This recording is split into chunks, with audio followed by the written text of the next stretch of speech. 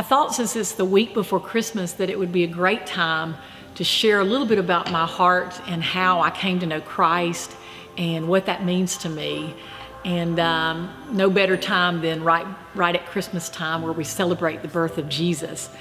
But anyway, it starts out, I was a little girl growing up, and my grandparents lived in a little town of LaGrange, Georgia.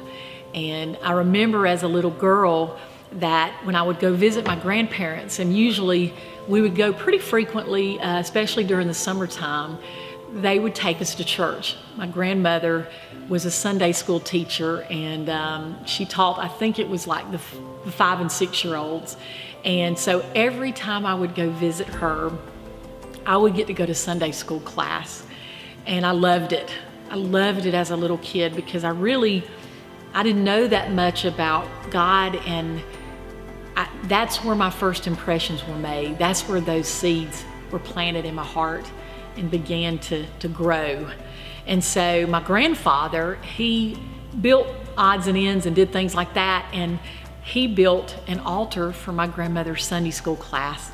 And it's almost like I can still visualize what the altar looked like. It was this long little bench that went down the side of the wall, and it was cushioned and covered with nice fabric, and then it was pleated across the front of it with a little skirt that went all the way down the altar.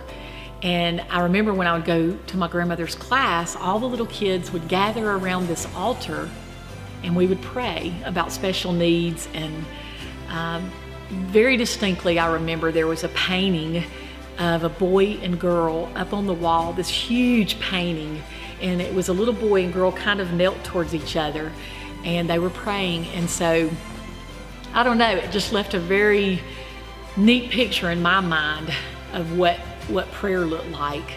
And when I would go into that Sunday school room, it was incredible. I can't describe it, but I felt something, even as a young girl when I was 5 or 6.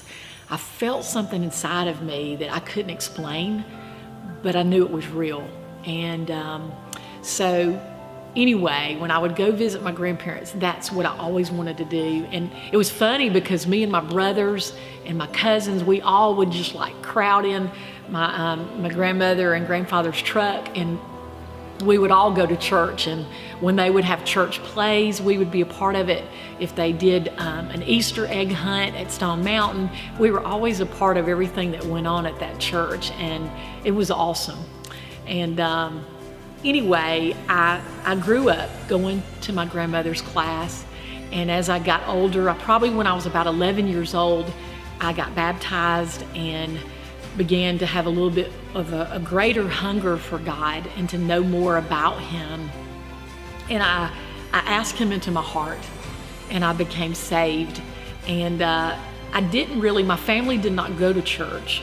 My dad actually did, but he lived in LaGrange, and I didn't always see him. And my mother did not go until much later. So as I grew up, I prayed that God would give me a church close to home. And He did.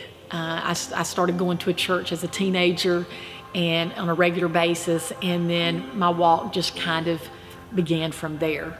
And I'm so thankful for what my grandmother and grandfather did for me, because they introduced me to someone who changed my life. And really, he changed my thoughts about myself. I was thinking of a scripture in Psalm 139. The whole chapter is incredible, but it talks about how He knitted us in our mother's womb. He knew us before we were ever born. That's pretty incredible to know that the God of the universe, someone who created this world, He knew me, and He loved me.